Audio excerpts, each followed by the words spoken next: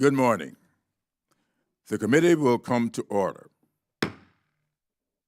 Without objection, the chair is authorized to declare a recess of the committee at any time.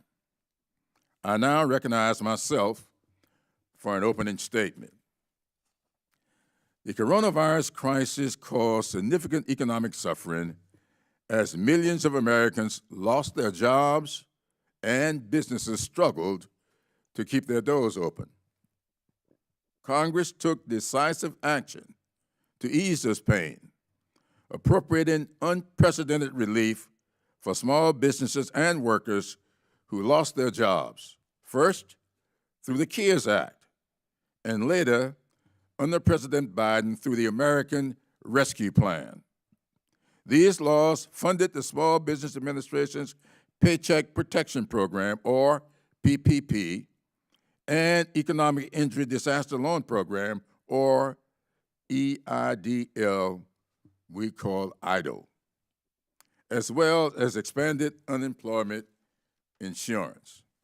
Unfortunately, criminals and criminal organizations took advantage of Americans suffering during this crisis and committed substantial fraud against these critical pandemic relief programs, stealing billions of dollars in aid.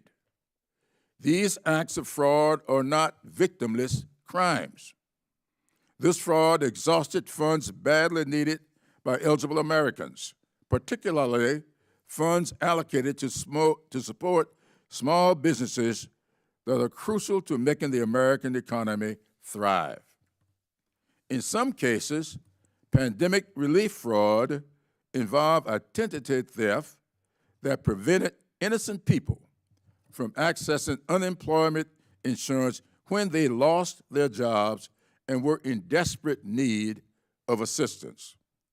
In other cases, pandemic fraud put identity theft victims' credit at risk as fraudulent relief loans were taken out in their names. The Trump administration contributed to this problem by failing to put basic fraud controls in place to protect these vital relief programs and American taxpayers from fraud. Today, the Select Subcommittee released a report showing that under the Trump administration, SBA failed to implement basic safeguards to prevent fraud against the EIDL program.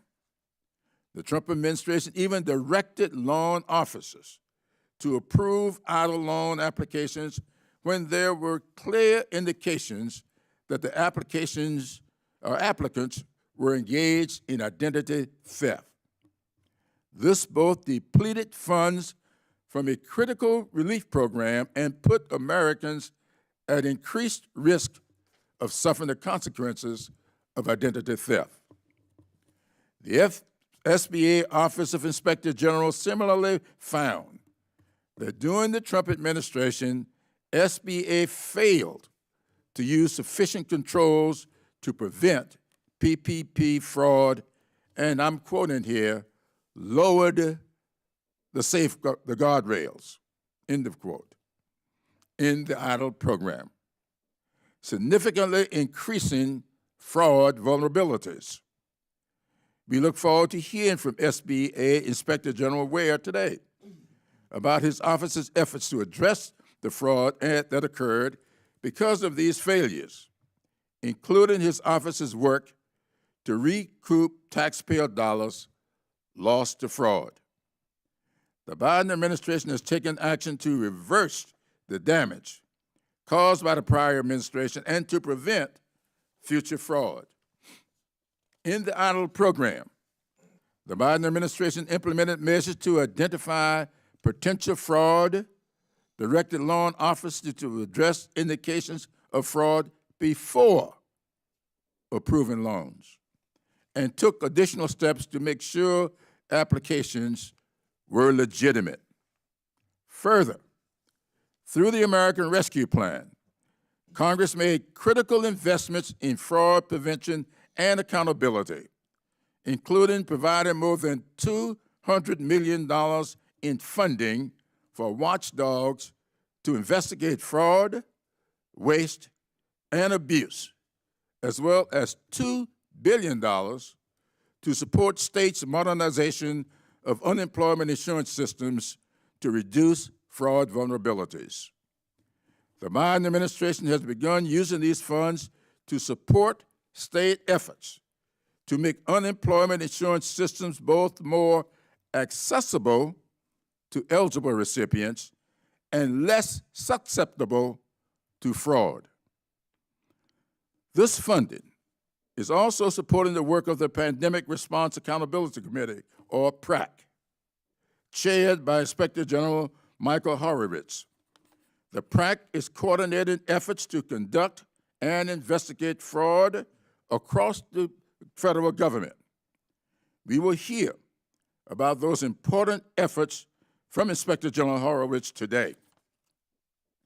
As the Biden administration works to prevent and detect fraud, they have also taken action to hold perpetrators of fraud accountable. As he continued to do in this year's State of the Union, President Biden directed the Department of Defense to appoint a chief prosecutor to lead efforts to investigate pandemic relief fraud. Kevin Chambers, who was named to this role in March, is here with us today.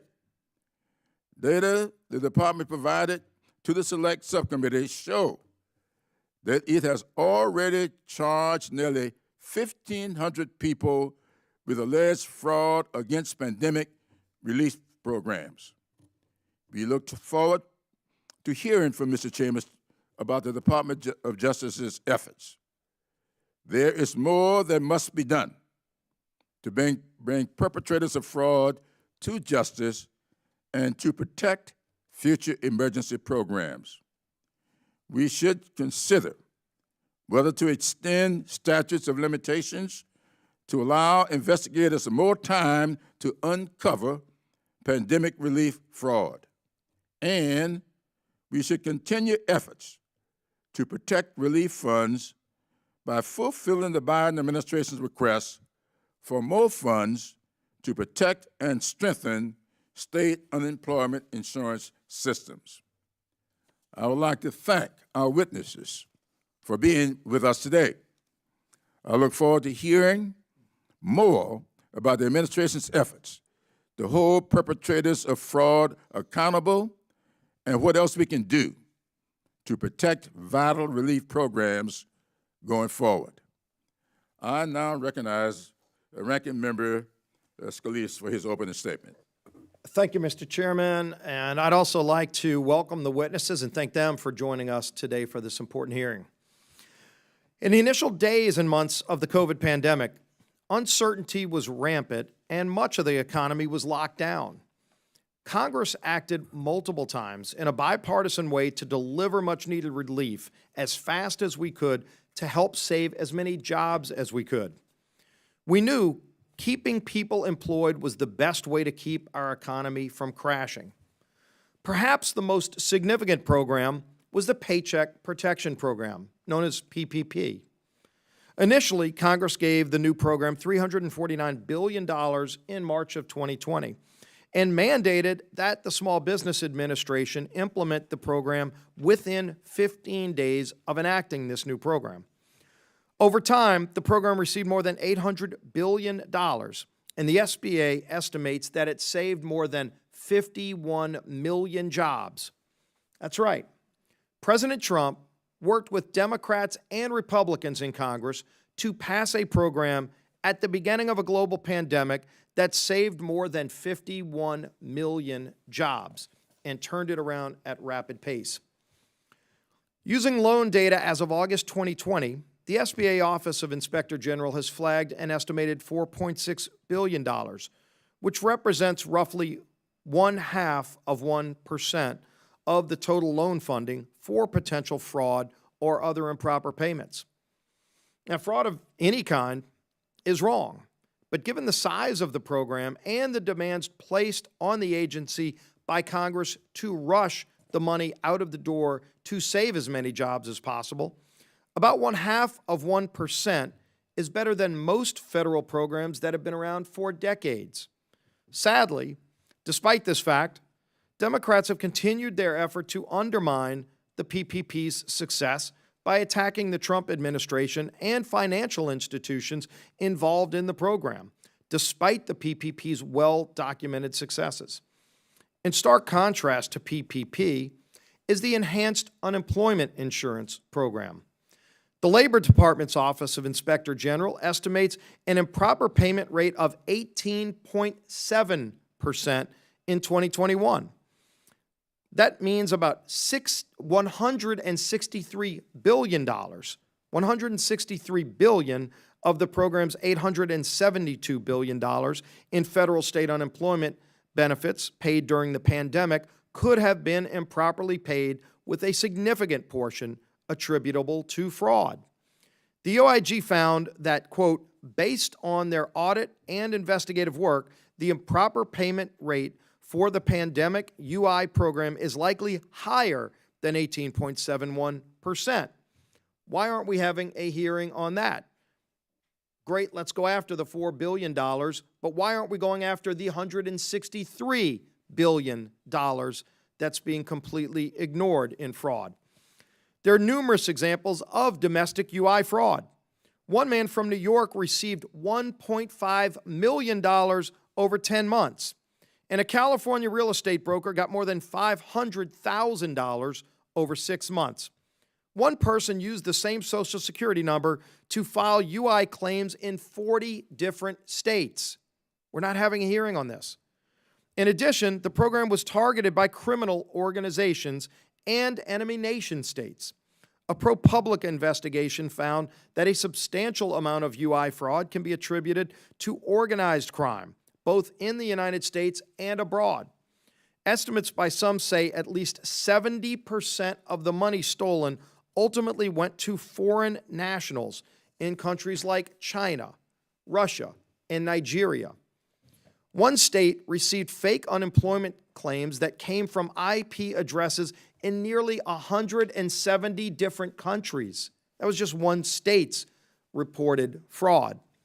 So far, just over $4 billion has been recovered of that $160+ billion in fraud from the Enhanced UI program. We should be doing everything we can to aggressively identify, investigate, and prosecute the criminal fraud in pandemic unemployment programs. That's why I introduced a bill last week with many of my fellow Republican colleagues to help encourage states to recover fraudulent payments. I hope we will be able to get that bill moved through Congress quickly. On top of the egregious and unprecedented fraud, the pandemic's Enhanced UI program has been cited as a leading contributor to the historically high inflation that is crushing American families right now. With all the legislative extensions, some claimants could receive up to 79 weeks of enhanced unemployment, about a year and a half of getting paid more money not to work than what they were making at their job. And all this whilst businesses all across the country are still looking for workers. You had the government paying hundreds of billions of dollars to pay people more money not to work than they were working prior to the pandemic. Democrats insisted on extending the program for another 6 months and providing an additional $300 a week in their partisan $1.9 trillion spending spree that caused the highest inflation in 40 years. The latest numbers have inflation hitting 8.6% last month.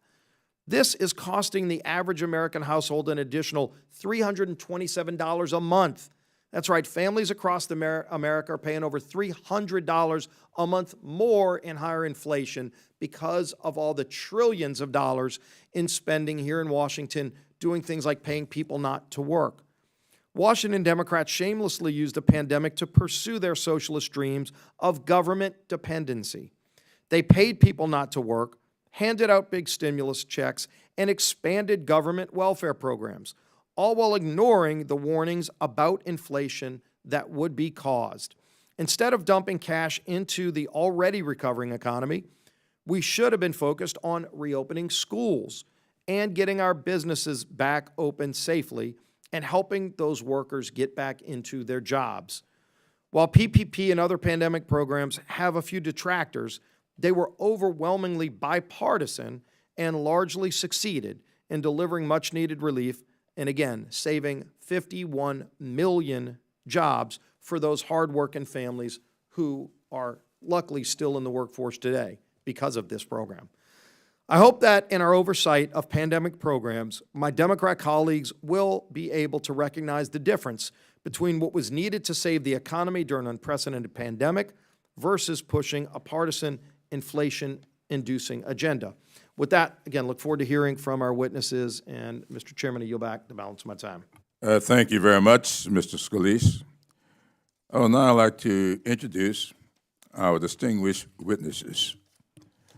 The Honorable Michael Horowitz is the Inspector General for the Department of Justice and chairs the Pandemic Response Accountability Committee.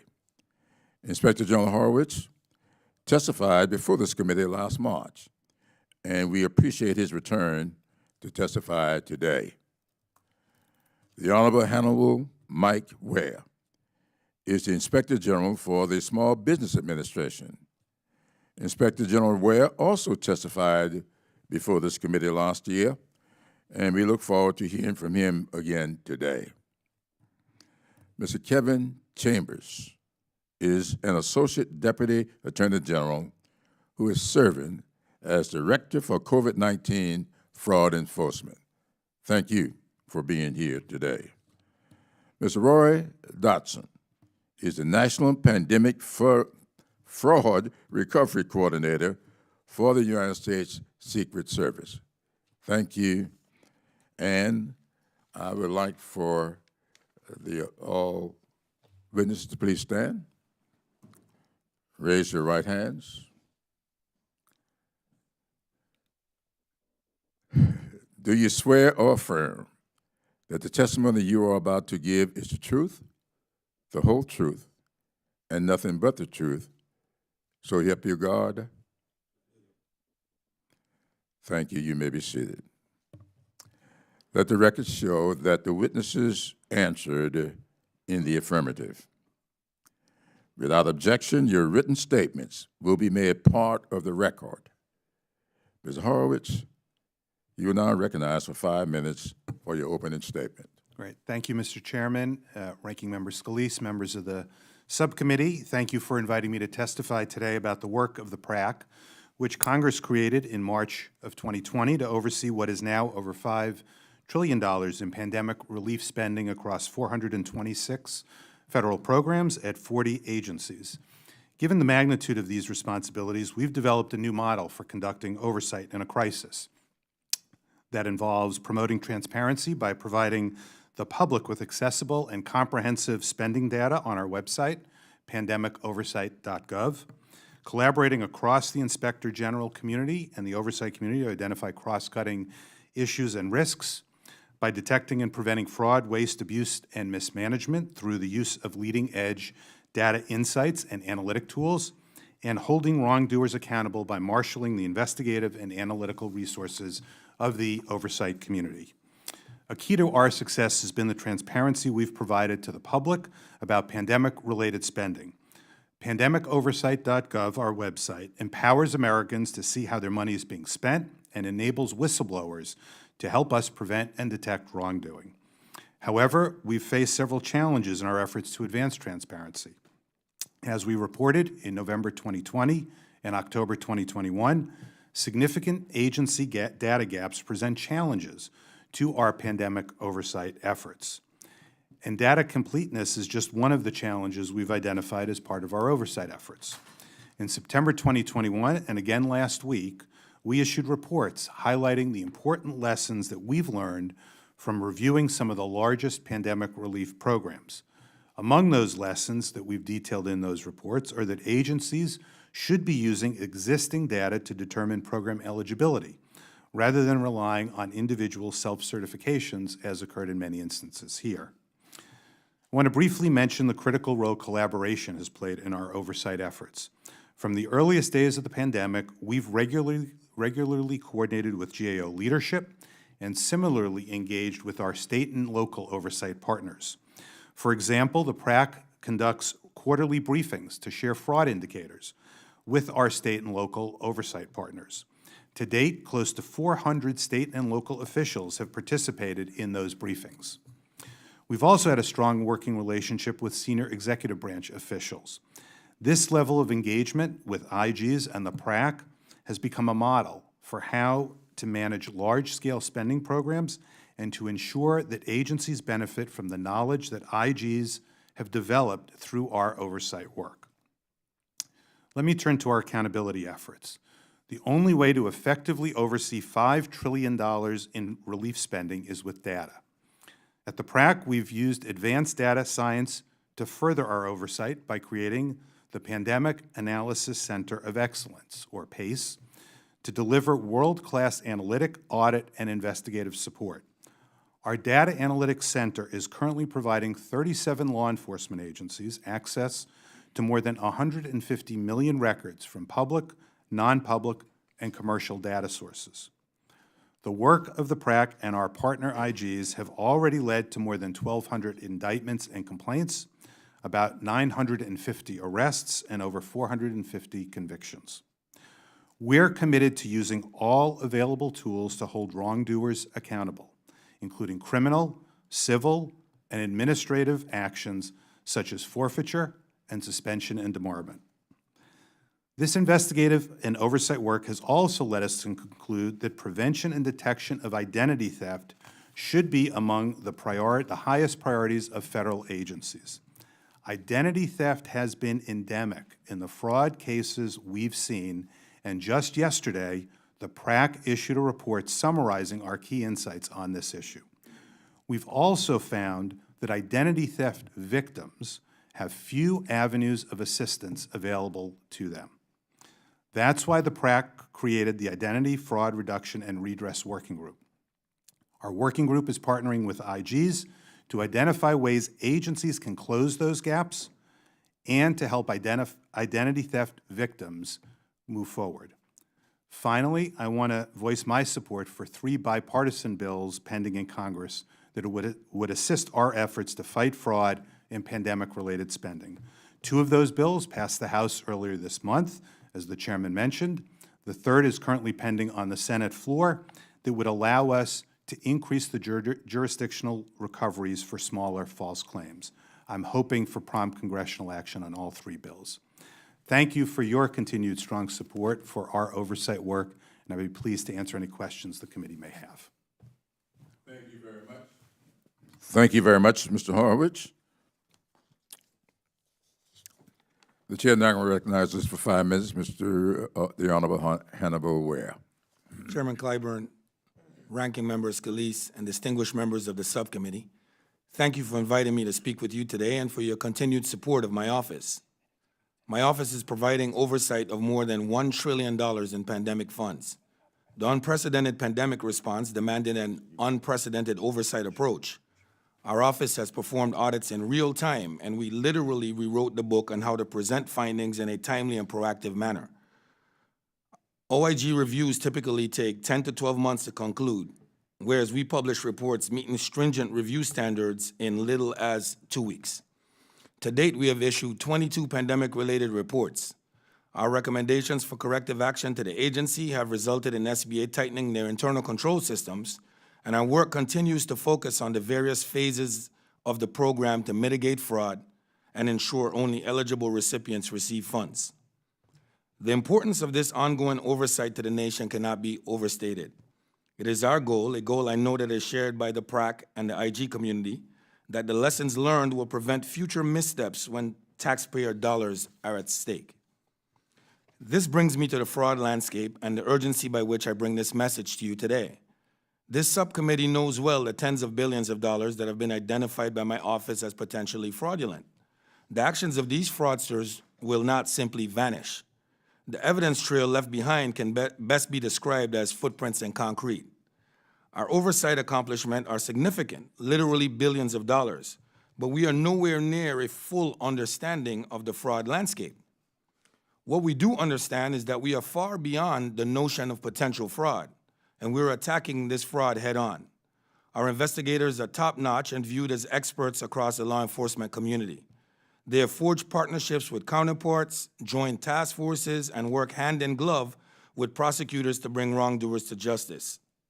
Our data analytics team is using cutting-edge artificial intelligence and machine learning to develop high-impact leads, which are aggressively pursued by our investigators. We are systematically approaching the use of these resources to develop a capability to detect fraud in near real time going forward. In addition to independently developed leads, we're combing through financial suspicious activity reports, allegations of fraud directly from the financial institutions, SBA program offices, and our hotline to prioritize our investigative work. With under 70 criminal investigators on board, we alone are far outmatched with the hundreds of thousands of investigative leads. We have 399 open investigations regarding EIDL and PPP fraud, which are associated with over $1 billion of estimated loss. Our investigators have proven to be tireless and collaborative and represent the best of a whole-of-government response to this massive theft of taxpayer funds.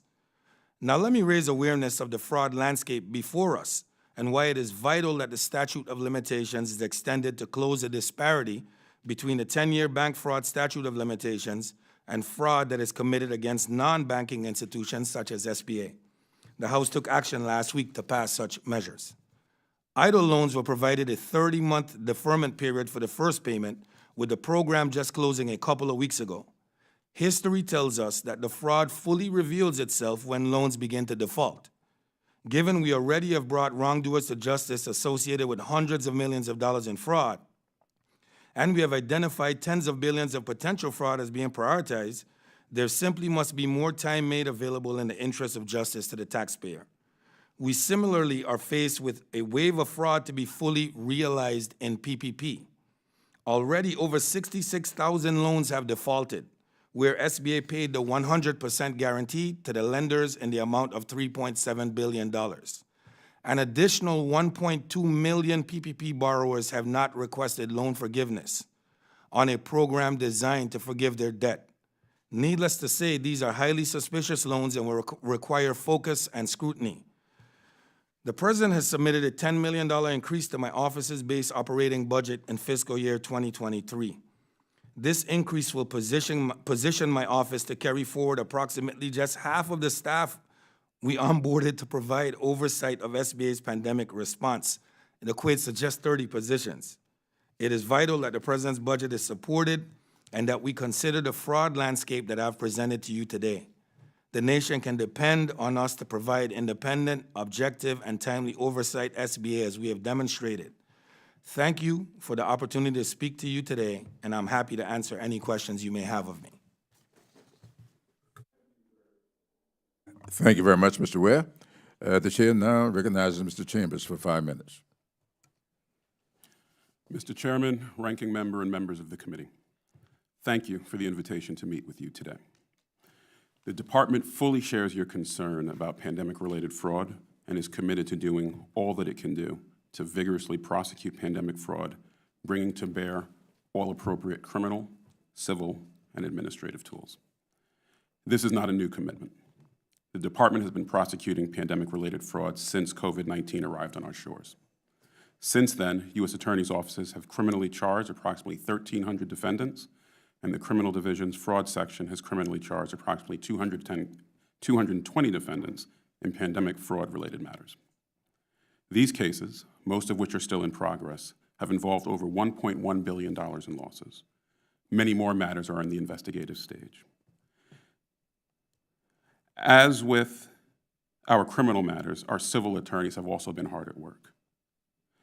They've opened 300 civil investigations into over 2,300 individuals and entities for alleged misconduct in connection with pandemic fraud. Now, all of our attorneys are working tirelessly on other not yet public matters not included in these totals, but the resolved cases do exemplify the department's efforts. In the Western District of Washington, just to give one example, prosecutors secured a guilty plea from a foreign national who used the stolen identities of more than 20,000 Americans to file for more than $2 million in government benefits across multiple states. This is just one example of the many cases already resolved by the department. We are proud of the work done so far, but it is no time to pat ourselves on the back. As with any government relief program, there were those here and abroad who saw pandemic relief as an opportunity for personal enrichment. These thieves employed a number of schemes to carry out their selfish ends. They purchased stolen identities and filed for unemployment insurance relief benefits, using bank accounts opened online to receive the funds and money mules to help transfer the benefits overseas. They created fake businesses and received funds in the names of those imaginary companies. They used phishing scams to trick unsuspecting citizens into downloading malware onto their computers and used that malware to steal personal and financial information. Criminals have worked together in loose online networks, using encrypted messaging applications to coordinate schemes to file for SBA loans and unemployment insurance benefits. This is not imaginary money. Each dollar stolen was a dollar taken from a small restaurant owner who wanted nothing more than to keep her staff on the payroll, or taken from suddenly unemployed parents who needed help feeding their families.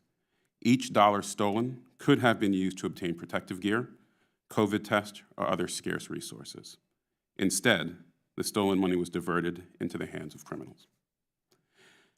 As we approach the next phase of our enforcement work, we will focus on data. Indeed, we will start with the data, and there is plenty of it. For each fraudulent application, someone provided a name, a mailing, email, or IP address, a bank account, or other data. Through use of advanced analytical tools, we will continue to identify patterns and trends that will lead us to those who put themselves above the safety and security of the American people. And we will be bringing all of our tools to this fight. We will deploy skilled, dedicated prosecutors across the department to lead the effort to prosecute these cases. Dedicated analysts will pour through millions of pieces of data to create the leads that will result in investigations and ultimately convictions. We are supported by investigators from across the federal government who have committed resources to assist. And I would like to thank the other witnesses at this table today, all of whom have lent their support and commitment. I appreciate their partnership. Like the relief and like the fraud, our response must be unprecedented. The enormous amount of data and the years of work ahead will require significant resources. The President's 2022 budget sought $41.2 million for COVID fraud enforcement efforts.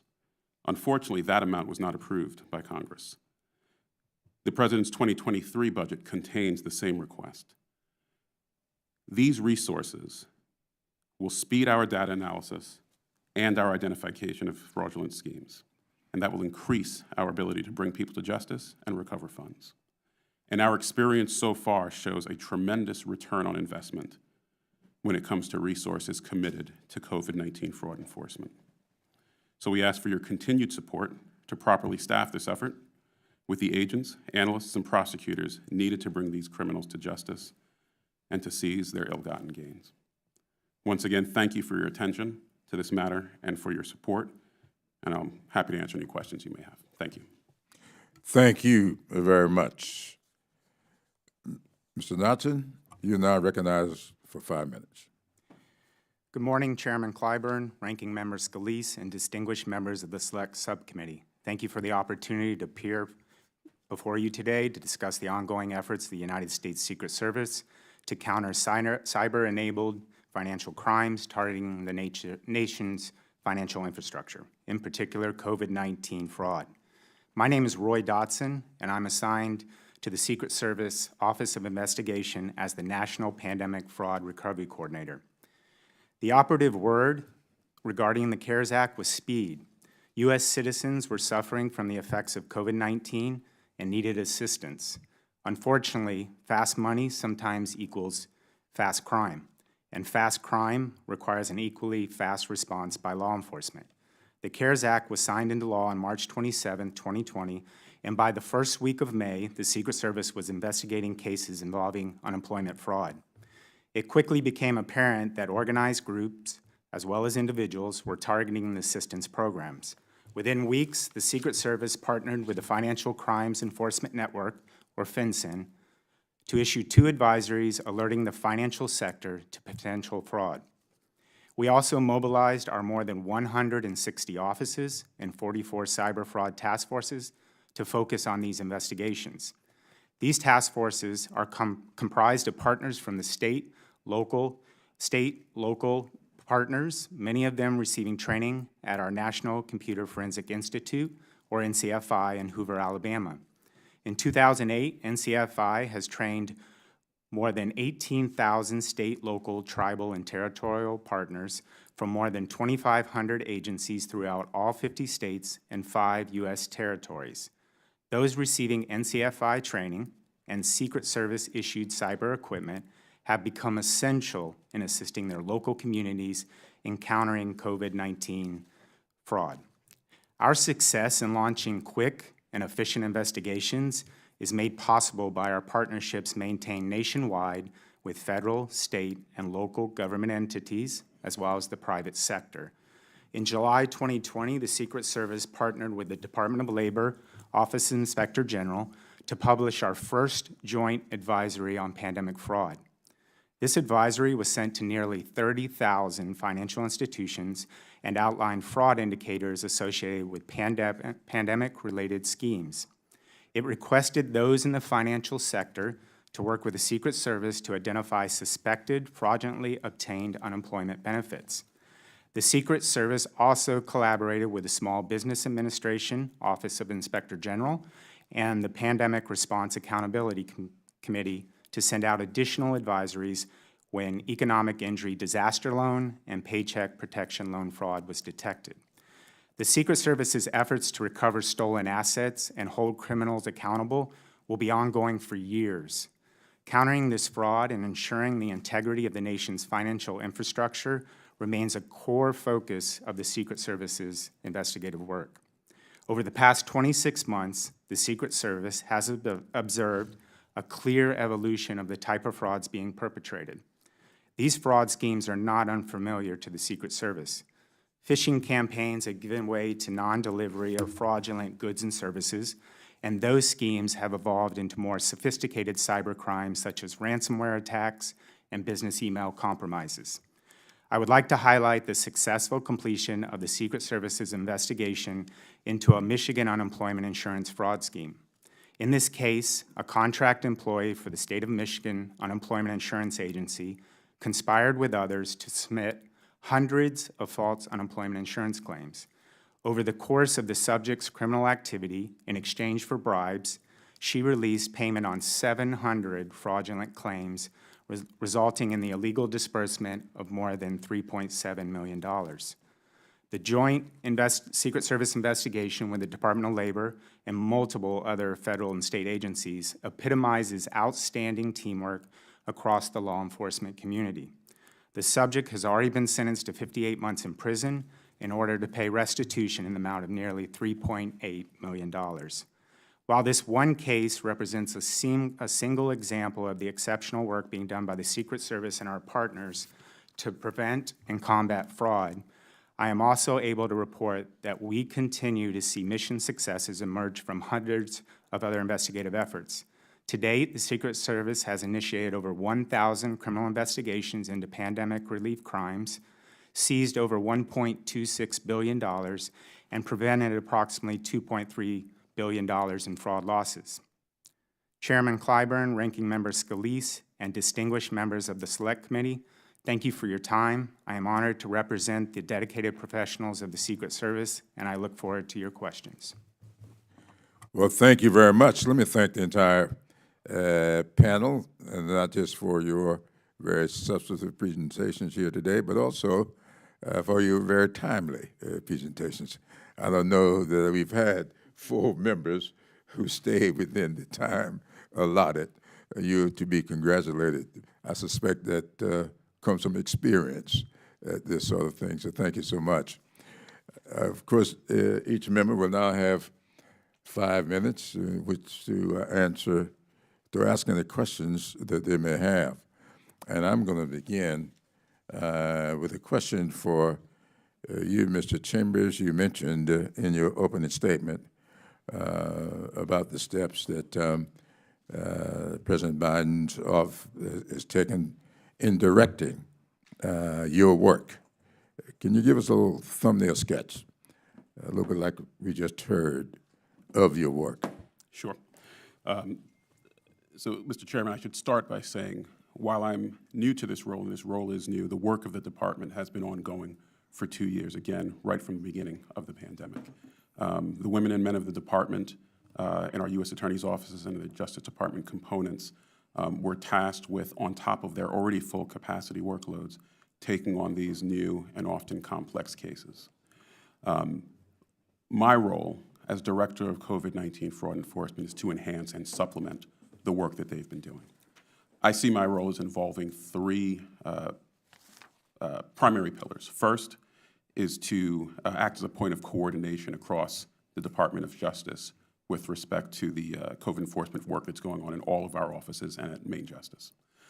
Second is to serve as a line of facilitation and communication. Over the course of the past 2 years, each prosecution, each civil case has brought new lessons to be learned. And those lessons are ones that, in my role, I will share across the department to make sure that we are working as effectively and as efficiently as we possibly can. Third, in my role, we will be focusing on particular types of COVID fraud. And we will be focusing specifically on large-scale COVID-related fraud perpetrated by criminal organizations and foreign actors. We've seen some of this already, and some of the cases that have been resolved deal with that type of fraud. We will be, in the not-too-distant future, standing up strike teams in specifically selected locations that will be made up of dedicated prosecutors, dedicated investigative agents, and dedicated analysts who will do nothing but prosecute that type of large-scale fraud. It would allow us to develop an expertise, and it will allow our U.S. Attorney's offices and Main Justice components to continue to do the good work they've been doing. Well, thank you very much for that. While I do not in any way condone small actors, and I do consider the Michigan case that Mr. Dotson just mentioned to be big by my estimations, but by what we know to be taking place, it's kind of small. And so I'm glad to see that you are going to focus on these organizations that seem to be perpetrating a tremendous fraud among the American people. But the Biden administration has also prioritized other forms of fraud, and the Democrats in the Congress has assisted in that effort. We've assisted by appropriating $40 million in additional funds to the PRAC as part of the American Rescue Plan. Now, if you could see the graphic on yesterday, select subcommittee, here it is, okay, the select subcommittee, 1,200 indictments resulting from OIG pandemic-related at the PRAC, 1,150 ongoing investigations into COVID-19, idle and PPP and unemployment. And I don't know if you can see this, but 450 convictions. Now, I would like to ask for unanimous consent that we enter this into the record. Mr. Horowitz, can you please describe specific PRAC activities coordinating and supporting the efforts of these federal agencies, such as the initiative to provide detailees and data science fellows to various offices of Inspector Generals? Certainly, Mr. Chairman. You know, in the CARES Act, Congress gave us various hiring authority, and we've used that successfully to bring on board a number of data scientists. This is just one example of the work we've done to collaborate across the Inspector General community. And we've hired numerous data scientists and mathematicians and statisticians from around the country with the authority you gave us. And what we've been able to do is assign those data scientists and fellows to IG offices throughout the community. And so we've already placed about 20 data scientists to help IG offices look at data and find anomalies and find issues, because as you indicated, one of the things we want to do at the PRAC, and I know our member IGs want to do, I know Mr. Ware is trying to do it, as are others, we're looking for the entire scope of the wrongdoing, and the way you do that is to use data and to use analytics and to see the thousands of applicants that use the same Social Security number to get unemployment benefits or PPP benefits or EIDL benefits, the same telephone numbers that are used in thousands of applications, the same drop boxes in terms of mailing addresses, Social Security numbers. We have a project right now. We've identified well over 1 million suspiciously used Social Security numbers for multiple applications. And what we're looking to do is understand from the Social Security Administration whether the Social Security numbers and names on the applications match the Social Security numbers and names that the Social Security Administration has for the true owner of those accounts. We're looking at over 1 million of those instances. So we're trying to use on a large scale data analytics to address some of the issues you've referenced. Well, thank you very much. I had to be the first one to violate the 5-minute rule here. So I'm now going to yield 5 minutes plus to Dr. Green. Mr. Chairman, I don't think I'll need it, but thank you. You're kind.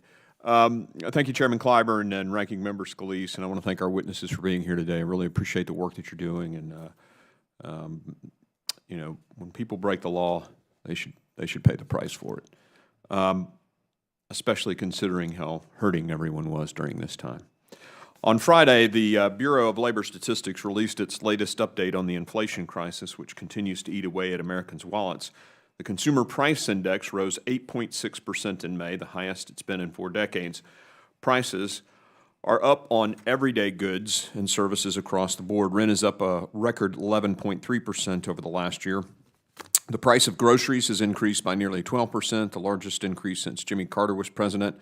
Gas prices have more than doubled since President Biden took office and launched a crusade against American energy production. On Inauguration Day, gas averaged $2.39 a gallon. Now, for the first time ever, the average price of a gallon of gasoline is over $5. The cause is obvious. It's what happens when the president decides to decrease the volume of flow through our pipelines, suspend new federal oil and gas leases, and stifle producers with costly regulations. Core CPI, which excludes food and energy prices, is at 6%, reflecting that inflationary pressures are straining all sectors of the economy. Overall, the typical family is having to spend around $450 more per month just to buy the same things they would normally have bought a year ago.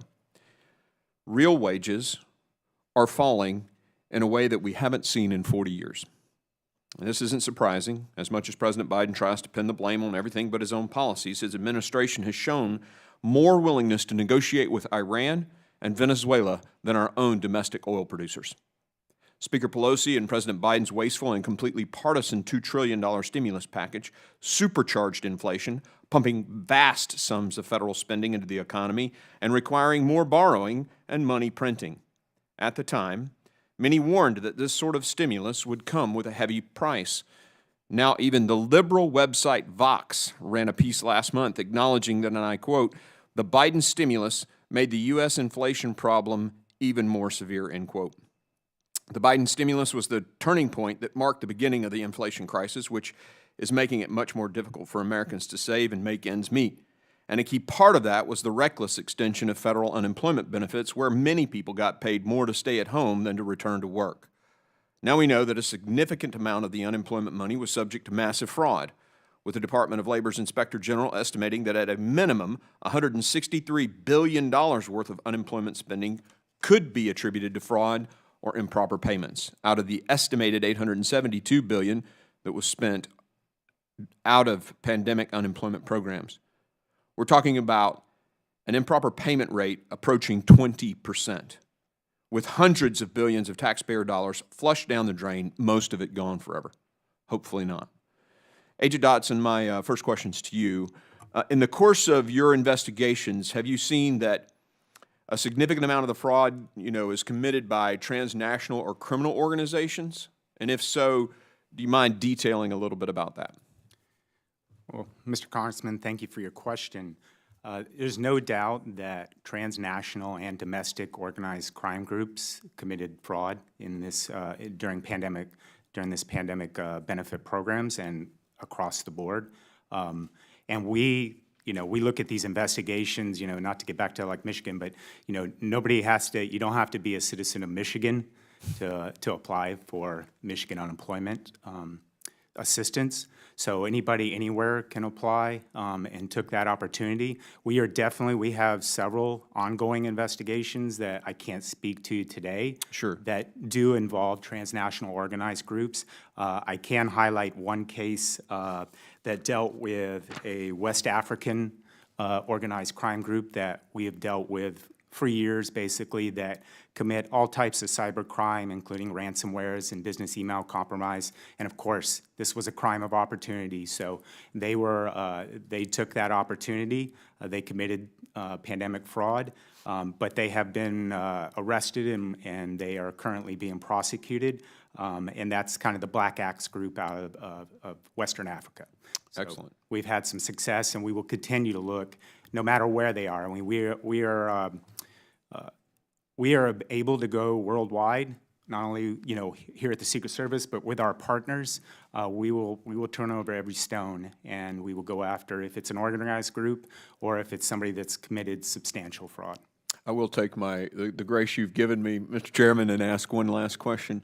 If you had to predict the amount domestic versus transnational, what would be your predictions? Any one of you on the fraud? You think it's mostly domestic? Is it mostly foreign? Is it is there an even mix? What's the rough guess? Well, Congressman, I can say that at this time, we're still, as my distinguished colleagues here said, still trying to ascertain the amount of fraud that's occurred and who has committed that. To give those numbers wouldn't be proper at this time. Fair enough. I would say that it's a combination. Well, again, let me reiterate my thanks to the hard work that you're doing to try to dig that out. Thank you. Did you want to say something, sir? I'm going to ask, are you asking in terms of volume Yes, or numbers. amount of money? Amount of money, actually. Money. Yeah. We have, my office, SBA's Office of Inspector General, has a report that will be out shortly, within probably the next 30 days or so, that speaks to this. We have a report coming out on foreign IP addresses that will tell a good part of the story of what happened. Excellent. Thank you. Very good. And Thank you if very I could much. just add, because it relates to the legislation the House passed that the chairman mentioned, that the House passed last week, the bipartisan legislation to extend statute of limitations. The challenge at this point of estimating it is finding domestic fraud is a lot easier early on than finding the overseas fraud. Sure. Right? We have to go through not only all of the resource issues that come with figuring out what happened from overseas, but also from an investigative standpoint, you need approval to go get the information from overseas. And it highlights the importance of having more than the 5 years that the statute of limitations currently is. The statute of limitations that the House passed that would extend for PPP and EIDL fraud to 10 years, lining it up with bank fraud, which Congress passed back when the S&L crisis hit 40 years ago or so, for good reason back then. It needs to happen now. Hopefully the Senate will pass it, and appreciate the House doing so already. Well, thank you. Thank you, Mr. Chairman. Well, thank you. Thanks to this immediate past action and the work with Dr. Green and Mr. Foster, the subcommittee has operated in a bipartisan way to effectuate those kinds of results. So thank you. You thought I wasn't watching, but I've been watching. Thank you, guys. Now, we're going to go a little bit out of order because of the schedule of one of our members, and with the acquiescence of Ms. Maloney, the chair will now recognize Mr. Krishnamurthy for 5 minutes. Thank you so much, Mr. Chair, and thank you for accommodating. Thank you. Oh, no, hold on. Thank you, Mr. Chairman. Do you have me? The chair is now recognizing Mr. Krishnamurthy, and I understood, Ms. Maloney, that you had agreed for me to go out of order to do Okay, that. all right, whatever works, Mr. Chairman. Thank you. Ms. Krishnamurthy? Hey, thank you, Mr. Chair. Thank you, Madam Chair Maloney, for accommodating my hearing that's happening in another committee simultaneously. First of all, the Select Subcommittee released a new report today revealing the Trump administration's shocking failures to protect critical pandemic relief funds from fraud. The committee's analysis and this document right here, which we just released today, I think it's going up, basically shows that 98% of DOJ's prosecutions of fraud against the EIDL program involved fraudulent applications submitted during the Trump administration. Here's actually one example why, and there's a graphic showing basically some guidance that the Trump administration had given to officers at the SBA with regard to EIDL loans. The select subcommittee found that under the Trump administration, loan reviewers at the SBA were directed to approve applications for the EIDL program, even when they had red flags that indicated potential identity theft. Inspector General Ware, your office has specifically investigated identity theft fraud committed against the EIDL program through January 2021. Isn't that right? That is correct. Did the choice to approve applications for the EIDL program, despite red flags indicating potential identity theft, increase the likelihood of fraud? Well, thank you for your question. The work that we are doing in this regard is ongoing. What we did, so we have not fully completed that work within my office. I understand, but I guess my question is this, would approving EIDL program loans, despite red flags with regard to identity theft, increase the likelihood of fraud? Yes, it would. I believe that we did have a report that asked them to flag items such as that. It gave them specifically which ones we asked them to flag. And we also asked them to set up a system where you could clear a flag if it was indeed a reason for something happening. Right. And prior to the pandemic, SBA actually had a, quote, rule of two control, close quote, rule of two, where basically two SBA employees would review and approve a loan application. But the SBA OIG reported that this control was abandoned for EIDL loans related to the pandemic. Mr. Ware, did the choice to abandon the rule of two control for the EIDL program increase the likelihood of fraud? I presume it did. Yes, it did.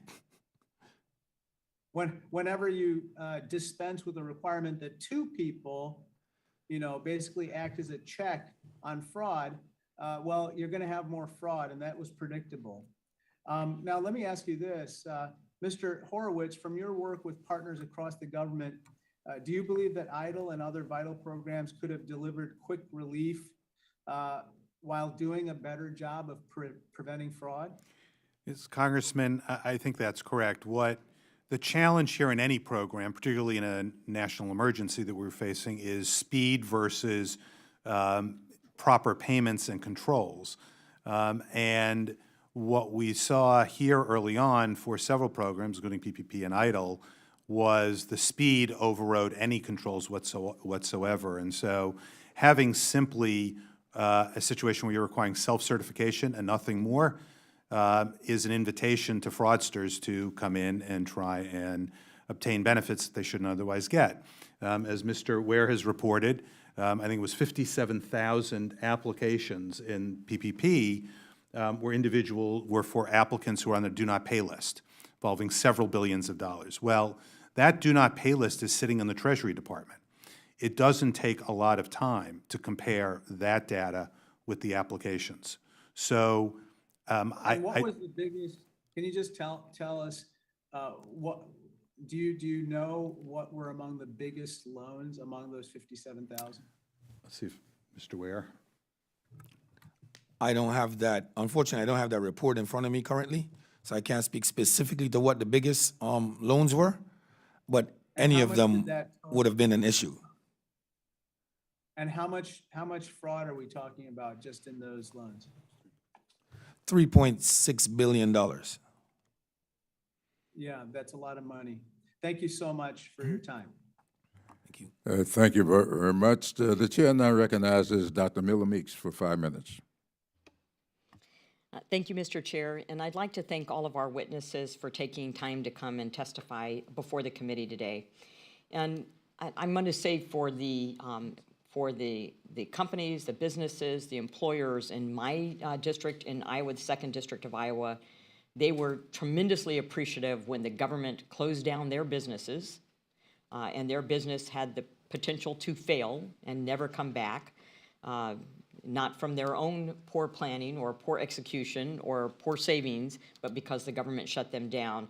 They were tremendously appreciative of the PPP program, how it was administered, that it was administered through their local banks, and it was what helped to save them through the pandemic and to come back and to be part of the strong economy in Iowa today. So I'd like to take a brief moment to discuss the actual rates of fraud in the programs we're discussing today. And so, Mr. Ware, what was the fraud rate in the PPP program? Thank you for your question. The fraud rate in the PPP program is not something that we have calculated yet. What you saw at the onset was a report that raised immediate awareness that we had an issue, and that was where the $4.7 billion came from in PPP. Once we identified that we had issues, we pivoted into making SBA raise the controls in order to prevent more upfront, because we realized the pay and chase model that would be necessary afterward would not be effective. So we spun into identifying real fraud in terms of our casework and everything else. I said earlier that we're nowhere near understanding what the full amount I is. thought the fraud rate was 0.6%. That was my understanding. So I could see that you put in roadblocks and guardrails. Are you aware of the improper payment estimates for the pandemic unemployment insurance program? Yes, I do. And that's, yes, I am. And what's the rate there?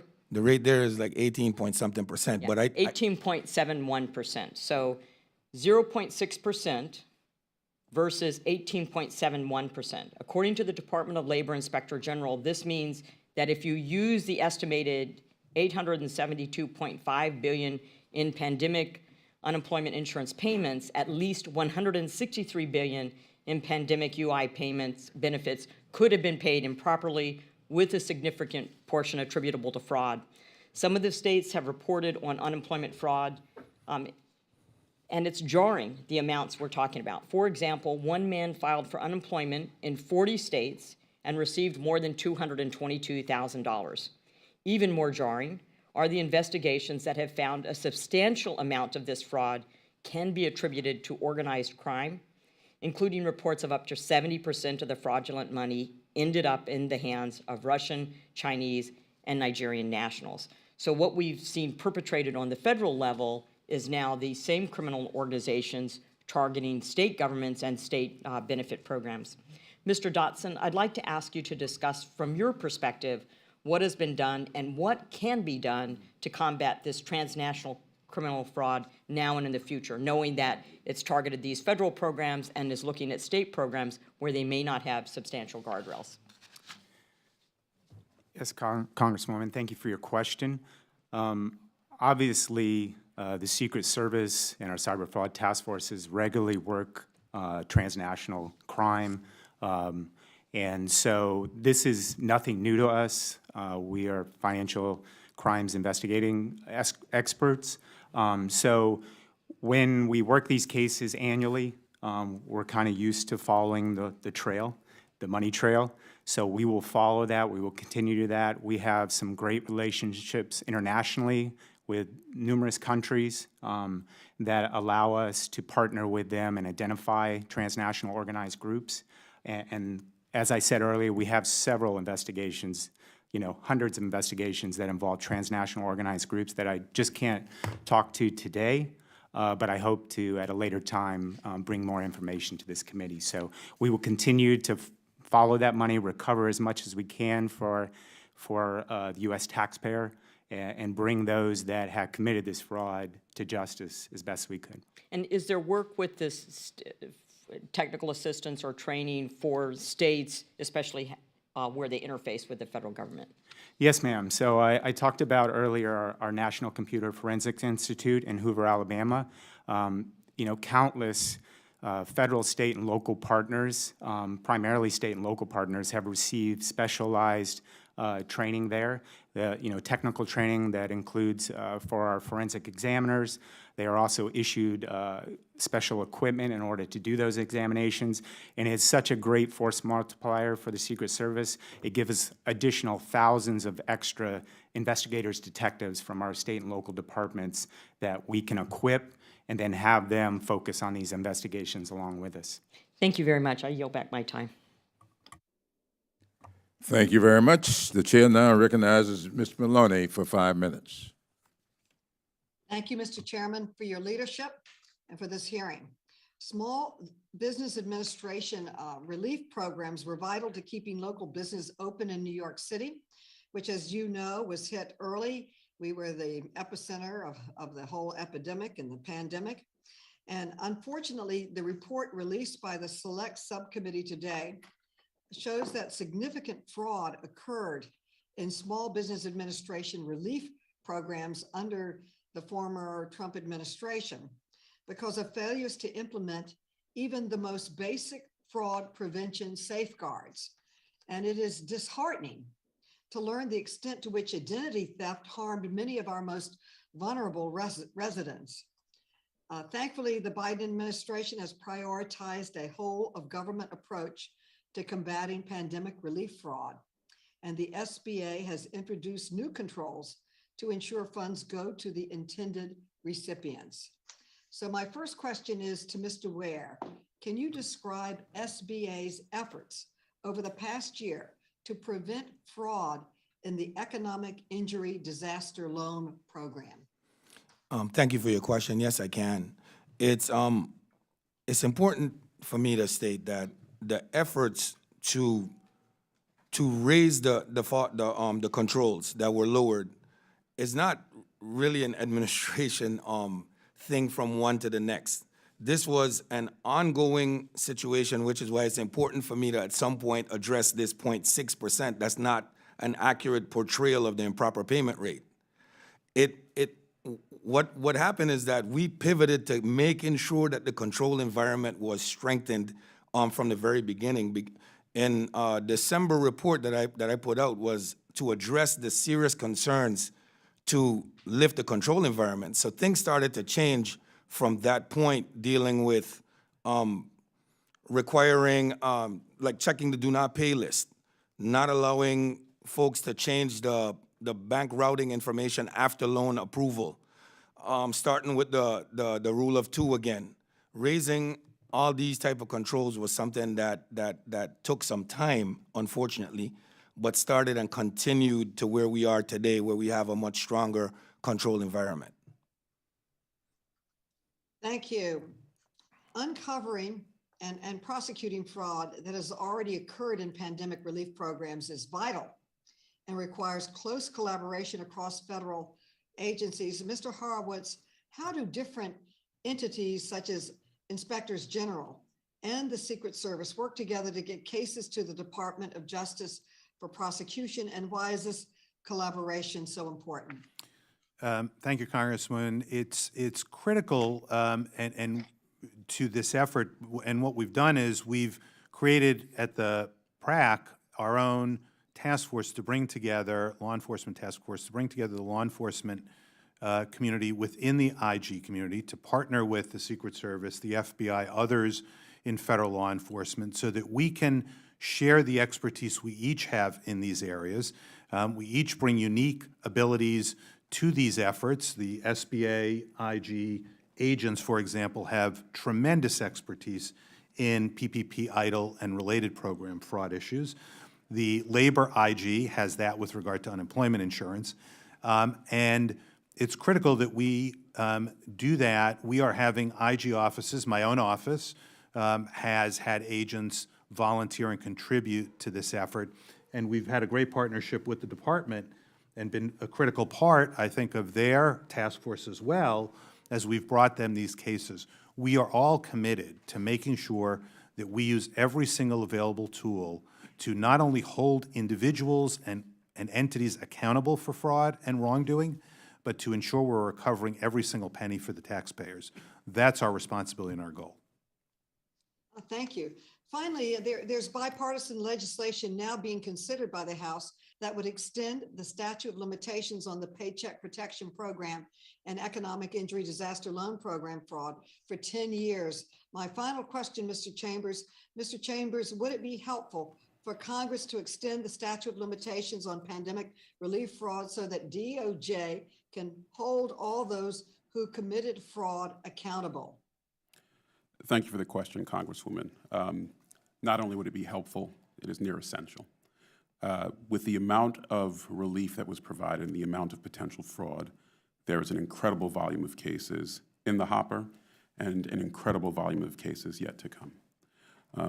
As you all know, cases, particularly the ones that are more complex, take time.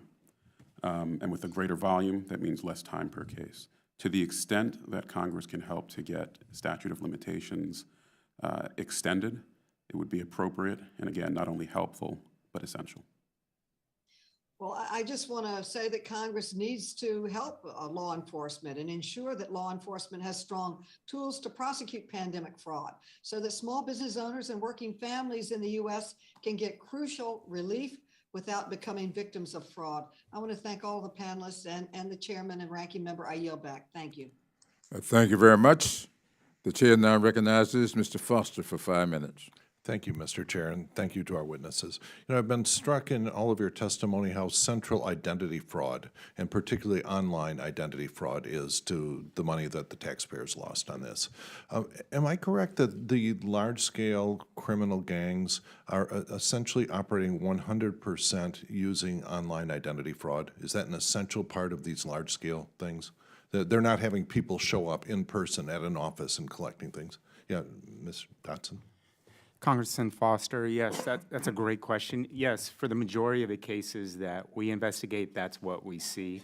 You know, it was basically an online application and the use of other people's identity, particularly, I would say, in the unemployment area, unemployment insurance fraud, we saw a lot of identity theft. So now, in terms of something where someone has to show up in person, I believe that we have a good tool to prevent identity fraud there in the form of the Real ID compliant ID card, which I think will be required, for example, to get on airplanes next May, something like that, so that will be, you know, for non-online identity fraud. That will be a really pretty solid tool for citizens to, do we pretty much concur that that's going to make it much more difficult to present multiple fake identities in an in-person environment?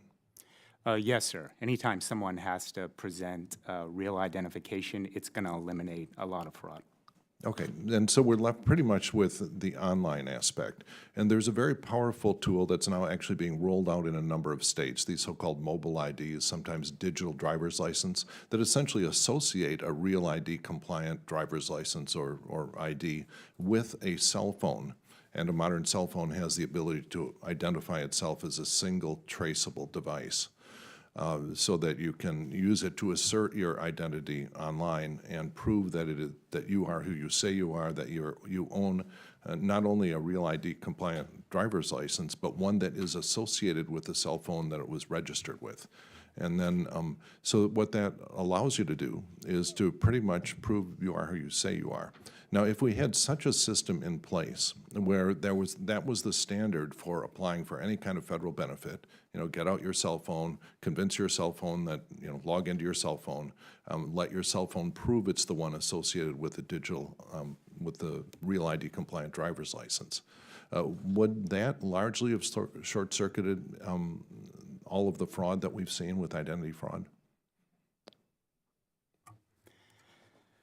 It would definitely have limited some, but I will say, you know, anytime you put in an extra level of identification, it's going to benefit the program. It's going to eliminate some fraud. By far, it will not eliminate all of the fraud. Our complex criminals are ever evolving, just like we are in investigations, trying to circumvent different parameters that are set particularly in identification and their identity online. So there will always be an issue there that we'll be fighting just because it is online. But yes, sir, in short, it would help eliminate some fraud. Yeah. And there seems to be a difference between the sort of fraud that the SBA was seeing, where these were like real people with fake businesses, versus, or were these largely fake people that didn't exist, or you're stealing someone else's ID? All of the above. So we had quite a bit with businesses that existed but didn't have the number of employees that they said they had. Businesses that started way after the date that you were eligible to be started, but still got through.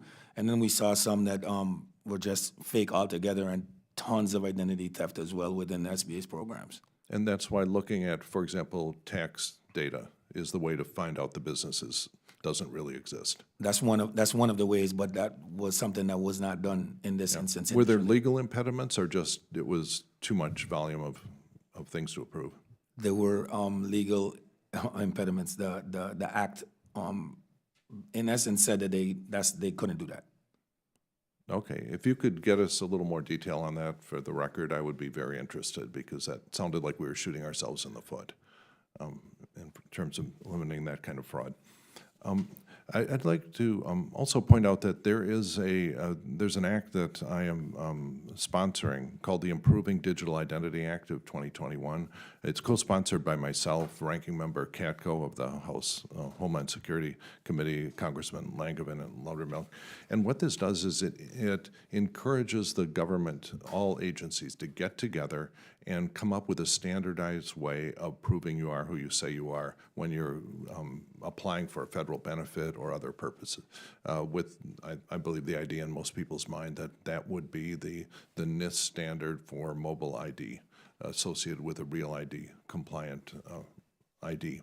And so I'd be interested in your reaction to that. You can respond for the record to see if that would be a useful step forward here, because I'll be asking you that again for the record.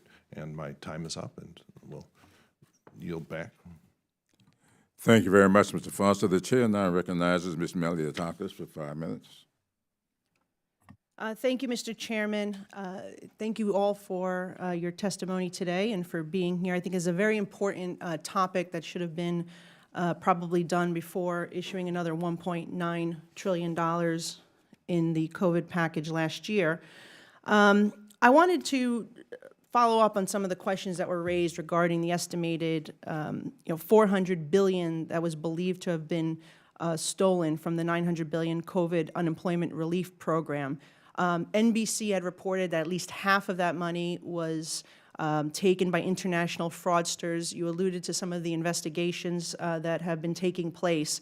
How much of that funding has the United States been able to recover for the taxpayers?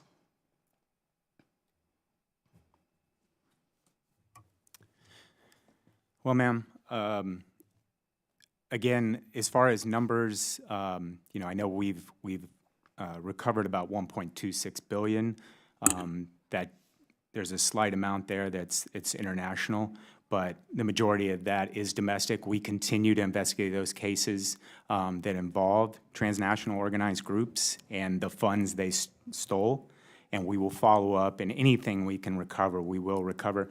Obviously, when it leaves the United States and goes international, it makes our job tougher to recover funds. The 1.26, that is, what is the latest estimate that has been stolen? Is it still $400 billion, or is it more than that? Overall, not just internationally, but domestically as well. Yeah, well, I just have to say, as many of us have stated today, we have no idea the actual fraud amount. We know it's substantial. We just, those analyses are still ongoing, okay. And I think we hope to have those numbers. Now, there's been minimal efforts to review state eligibility determinations, which were the most common cause of the unemployment fraud. Do you have any recommendations for how the federal government can better ensure that these funds are used appropriately? Would it be feasible for the federal government to audit funds that we give to states or municipalities, let's say of $1 million or more, to try to ensure that their process is appropriate to ensure that the funds are going for their intended purpose? Well, certainly, Congresswoman, the oversight effort of following federal funds is something that we all do as inspectors general. It's something that's very important to do.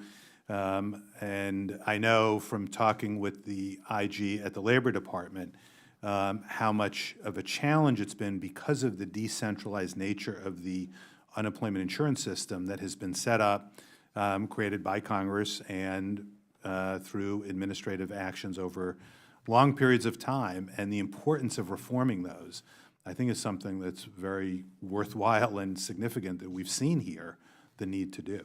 Yeah, and I want to thank you all for the work that you do, because I think it's incredibly important that we get to the bottom and also learn from the process. How do we fix it? Because too much money is being wasted, and when people are truly in need of it, or programs are truly in need of it. New York, California, Illinois, it was reported that there were 12 states that used COVID relief money that was supposed to be used to reopen schools, and that it somehow shifted to equity, implicit bias training, critical race theory. Are you aware of that, number one? Number two, any other egregious examples of how funds were used by municipalities or states not for their intended purpose? I have seen the reports on that, but I'll just say this is an area where I had mentioned earlier data gaps and data challenges exist for us. We're still waiting for a fair amount of data. This has been going on since 2020, over 2+ years. Agencies need to do a better job of getting data to the public.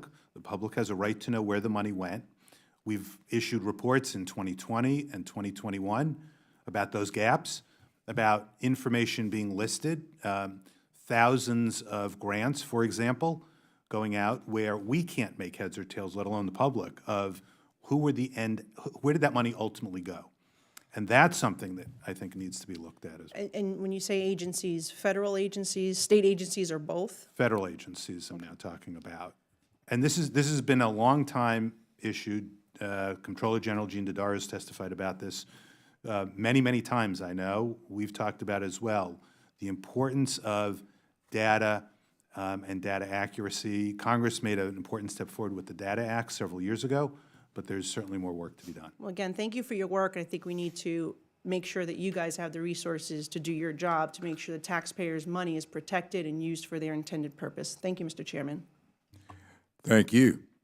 The chair now recognizes Mr. Raskin for 5 minutes. Mr. Chairman, thank you very much. Which one of you talked about the conflict or the tension between speed and accuracy? You did, Mr. Horowitz. And I get that, and I remember clearly that when we were doing, the EIDL program, we were doing PPP, our constituents were desperate to get the money, legitimately desperate. But then, as you suggest, we've got criminals waiting in the wings to rip off the program.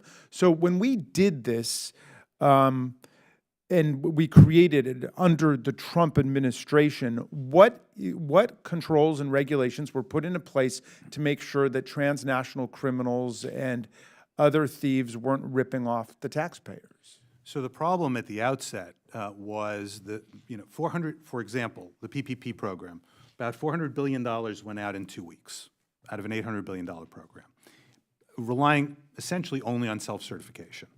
And so we had 57,000 PPP loans be approved for entities, individuals that were on the Treasury departments and other agencies' do not pay list. No one checked. So what I've said is I understand completely the need for speed. No one is suggesting in the IG community, the oversight community, you wait weeks or months. I just think there were several steps that could have been taken that easily matched some existing data, basic checks that could have prevented some of the fraud. Because, all the data shows that if you put a roadblock in front of a fraudster in the first instance, they usually won't come back and try another door. Now, that may not be true for some of the more sophisticated actors, but the goal is to stop as much of the fraud as possible. Right.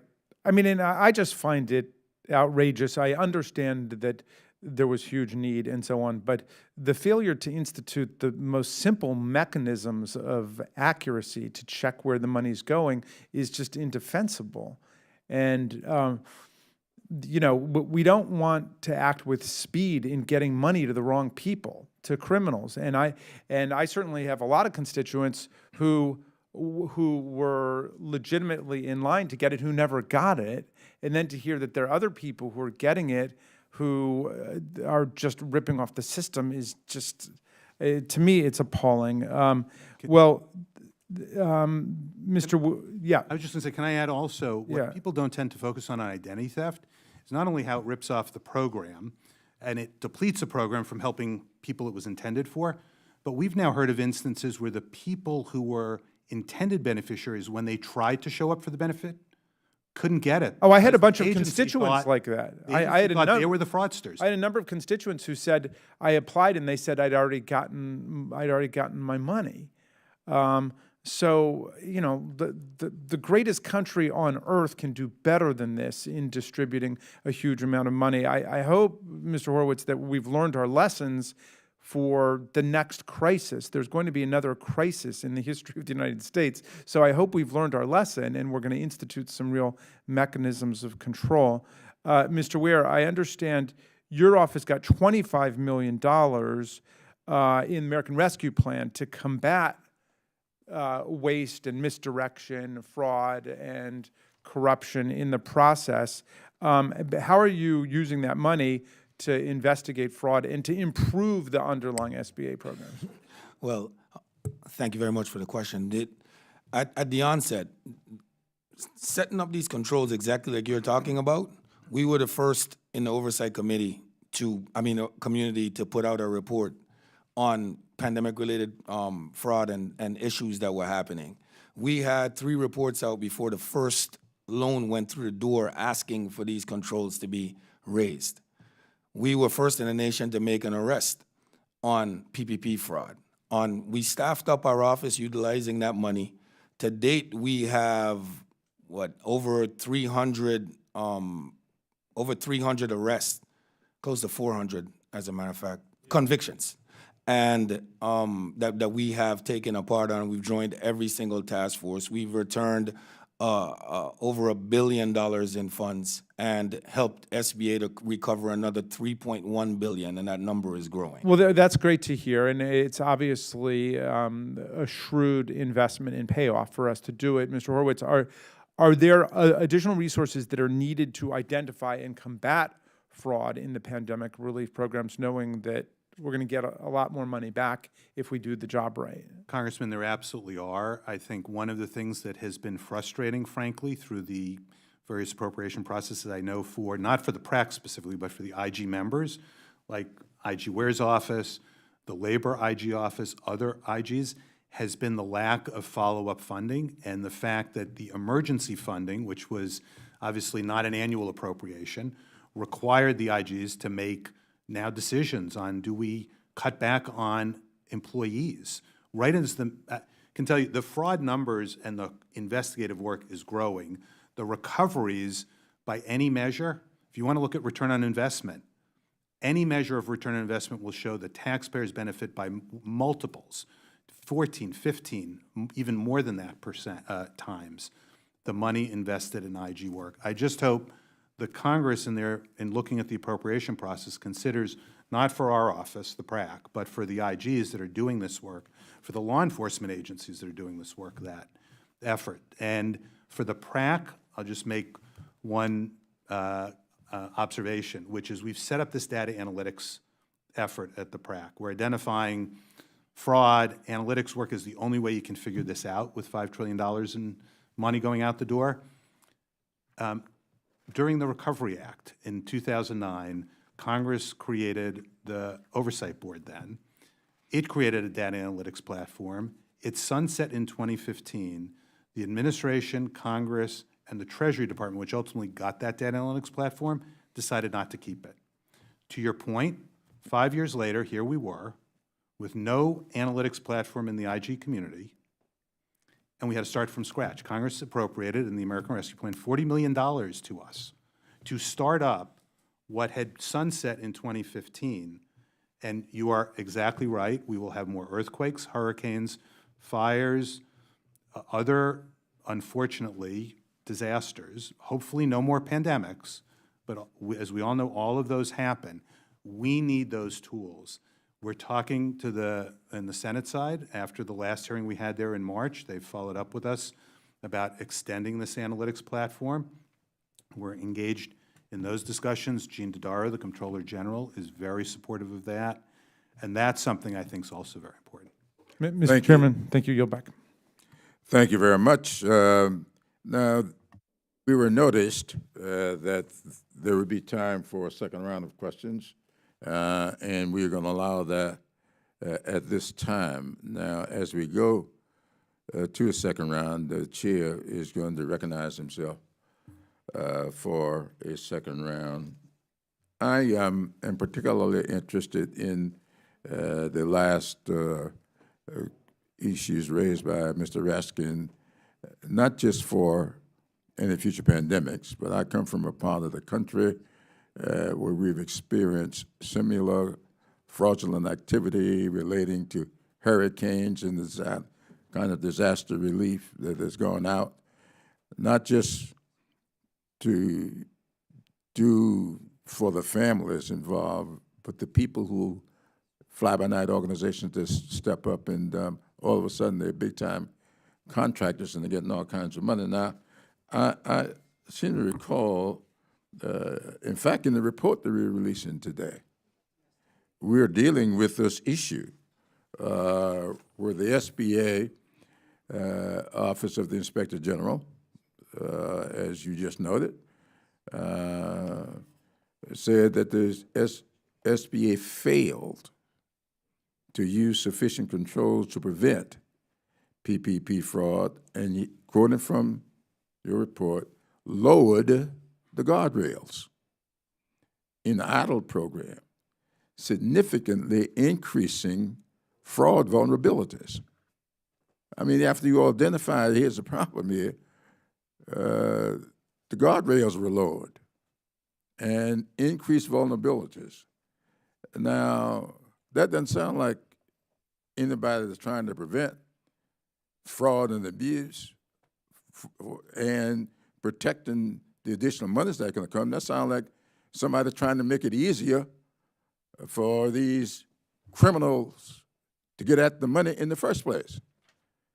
And when you order people to put the money out, when there are red flags saying this looked like a crook, and you had no ability to stop it, I want you to speak to that, Mr. Ware. Thanks. Initially, like Mr. Horowitz spoke about, there was a huge struggle between the need for speed versus the need for control. I'm at the table screaming for the need for control after identifying that we have major issues. Each one of the flags that I raised were met with, but there could be a reason for that.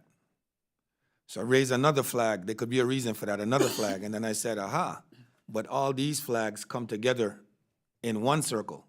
So it's just not one instance with an illogical social security number or that the bank account was changed at the end, or an illogical email, or hundreds, if not thousands, of loans from the same IP address. Again, the need for speed, thinking that these flags and them not having sufficient resources to clear the flags would be a hindrance for speed. That was the issue that the agency was faced with up front. Initially, beginning in December of that year of 2020, finally came to the realization that we have a large enough problem that the controls have to be raised once again. It's one thing to have a need for speed. It's something else to use the need for speed as a subterfuge for getting money out of the door to people known to be criminals or felt to be criminals. Lowering the guardrails, it's got nothing to do with speed. That sounds more like convenience. With that, I'll yield 5 minutes to Mr. Melis, if you'd like to. Just to follow up on the questions, I know I talked a lot about the international fraudsters.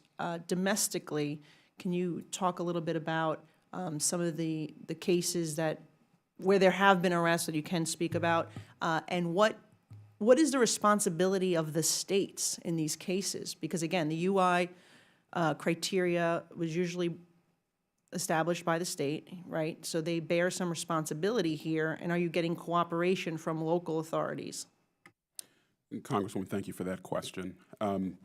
As you point out, the UI programs are, in the first instance, administered by the state workforce agencies. They, during the pandemic, took the first role in distributing funds. As part of our work to combat that fraud, we have relied on the state workforce agencies to provide the data that applicants gave them when they applied for unemployment insurance. And that's the data that's going to lead to prosecutions and eventually convictions. I'm happy to say that we have data from all 50 states at this point. The data is coming in, as well as from all territories. There's a lot more to receive, but we have had cooperation from all 50 states.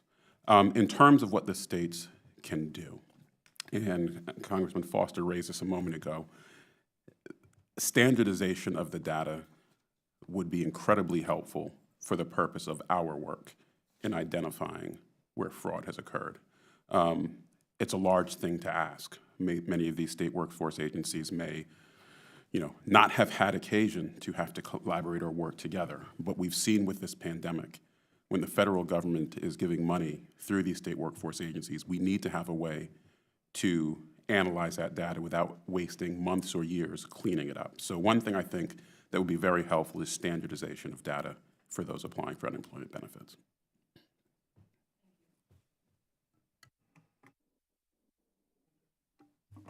Thank you very much. The chair now recognizes Ms. Maloney for 5 minutes.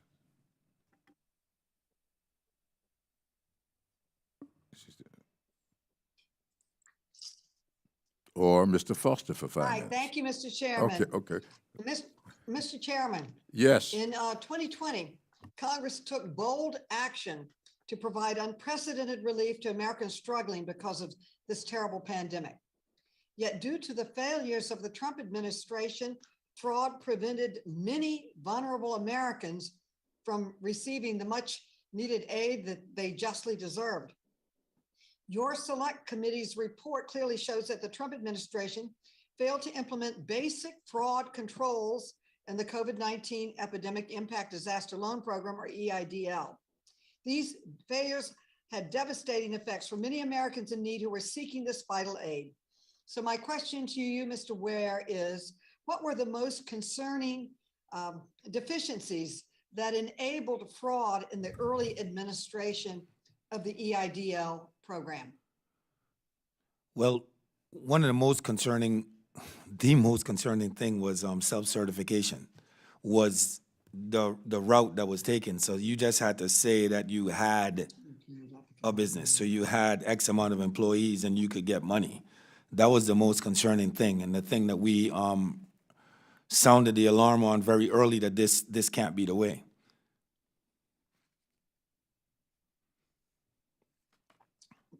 I've got to say, I was very concerned by the unprecedented amount of fraud, because programs such as the Paycheck Protection Act and the EIDL program ran out of funds so quickly. They ran out really early. One of them ran out in one day. Individuals and small businesses and communities of color were disproportionately unable to receive any relief, or the relief that they needed. So, Mr. Horowitz, could you speak about the harms to communities of color when fraud consumed the resources of these vital relief programs? The fraudsters were ready to pounce, and the regular people were still filling out the forms while they stole the money from the system. So could you please respond? Yes, Congresswoman, it's a very important point, something we've written about and have held hearings on, and people can go to our website and see the hearings we've held about these issues, about how underserved communities and individuals who had challenges applying through the internet. So we've saw underserved communities that were economically impacted not be able to get benefits that were intended for them. We've seen the same, by the way, with rural communities that didn't have good internet service or strong internet service be challenged in applying for programs that you had to apply through the internet. We were in the middle of a pandemic, of course.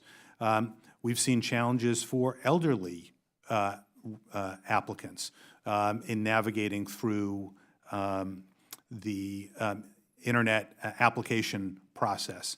And so we've identified a lot of different issues that came up through these processes that need to be addressed. I mean, at bottom line, what we saw in multiple agencies were they were woefully unprepared to be able to deal with these kind of programs in a way that they should have been able to deal with at a basic level. They could have been more sophisticated, you could continue to increase their ability to deal with it, but even at the most basic level, so many agencies we found were unprepared to deal with these challenges.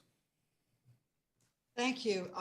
Mr. Ware, in your opinion, could SBA have taken additional steps to prioritize underserved small businesses and communities of color during the early rollout of the PPP?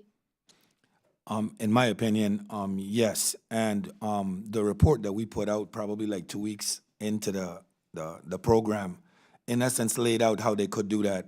At the onset, SBA wasn't even able to tell that it went there. So we had them change the way that they were doing the NAICS codes that would provide for demographic information. There would have been no way for them to know whether they were served or not served initially. Well, I want to thank all the panelists. My time has expired, and I thank you for doing all that you're doing to try to make sure the pandemic funds get to the people who really need it, and that it's distributed fairly and honestly and equitably. I thank you, and I yield back to the chairman, and thank you for this very important hearing. Thank you very much. The chair now recognizes Mr. Foster for 5 minutes. Thank you, Mr. Chair. Mr. Chambers, you mentioned data standardization as an important priority towards making the system work better next time. Does this occur, for example, in lists of bad actors where you might have different state and federal agencies accumulating lists of wrongdoers, and then it just is very labor intensive to find out that this person applying for something is in fact, on someone's list of bad actors? Or is that pretty well organized at this point? Congressman, it's even more basic than that. The standardization that I'm speaking of is things as basic as Social Security numbers, addresses, phone numbers, email addresses, collected in a similar fashion, maintained in a similar fashion, so that, for example, when we get state workforce data from 4 or 5 different states, we can quickly compare and analyze those things to look for red flags. Yeah, essentially a unique identifier for the human beings that you're trying to figure out who's who. Yeah, a database index for the wonks and all of you. Precisely. Yeah, and so that is I think the motivation behind doing a good job of a secure digital ID, where you take the data that exists in a real ID compliant driver's license or a passport if you want one, and put it in people's cell phones so that there's no question that is the person and their cell phone, but then use that effectively as a unique identifier. So you can walk into anything in person or online and prove you're a single legally traceable person. And it's my feeling that when we talked about return on investment, there isn't really a higher return on investment that our government can make. It's been making such a streamlined way of being able to prove you are who you say you are. I'm very encouraged at the work that NIST has been doing for the last decade is now, it exists in every one of your cell phones. The latest couple releases of iOS and Android have implemented the NIST standards so that it will actually, and they're being internationally, they're also being adopted by the ISO, so that there is technologically the possibility of being able to assert your digital identity online and in person in a very streamlined way. And I think that's a natural job for government, that we put a tremendous amount of work into getting the data behind the Real ID compliant IDs, and that just taking the additional step of putting that on people's cell phone and allowing them that to be the standard for basically applying for federal benefits. Mr. Horwitz, when we talk about return on investment, are there estimates of the total losses for government from identity fraud? Does anyone take it upon themselves to just look through all the agencies, all the programs, and say, here's how much money we could save by with a high-quality ID system in this country? It's a great question, Congressman. I'm not aware of a executive branch-wide effort to do that, and I think that's one of the frustrations we have as in the oversight community is this sort of siloed approach with agencies focusing on their individual issues and their individual standards as opposed to across the executive branch and issues that arise. And you know, one of my concerns in this space is the perfect being the enemy of the good. Starting doing some basics at the outset. Everybody wants to find the perfect solution. What's the right approach? This is not going to happen overnight, that's going to get fixed. The fact that, you know, as we've found in the PPP program, a single telephone number was used in connection with 1,400 PPP applications. One Social Security number was used in 29 states to get UI benefits. Right, but if they had been required to okay, fine, you applied, get out your cell phone, prove you are who you say you are, and use that single identifier, and the fact that you can't clone a modern cell phone because they have the secure enclave and key generation, all that inside it. They're basically like one of these security dongles, and so you could use that to make sure that if you had a unique ID that you were demanding every time you applied for any federal benefit, it seems like you could have just stopped that in its tracks. And the return on investment from getting that the mobile IDs that are being implemented in individual states to get that implemented nationally and used universally by the federal government would just be a huge cost savings. And it's also my hope that if we actually, when we get legislation for this, that it will actually have a huge positive pay-for in the Congressional Budget Office sense, which is always an interesting question, where you can actually save a lot more taxpayer money from a small investment, and we wrestle with that all the time. I just want to thank you again for all the work you're doing. It's really important that everyone sees our government is working as well as can be even under stressful situations. So thank you, and I yield back. Thank you, Mr. Foster. The chair now recognizes Mr. Raskin for 5 minutes. Thank you, Mr. Chairman. I want to start just by thanking you for your resolute determination to ferret out the corruption and the fraud which undermine the programs that we voted for our people. So thank you for that. And I also want to salute President Biden for making an investment and for asking for more funds to be invested in the anti-corruption, anti-fraud efforts across the agencies.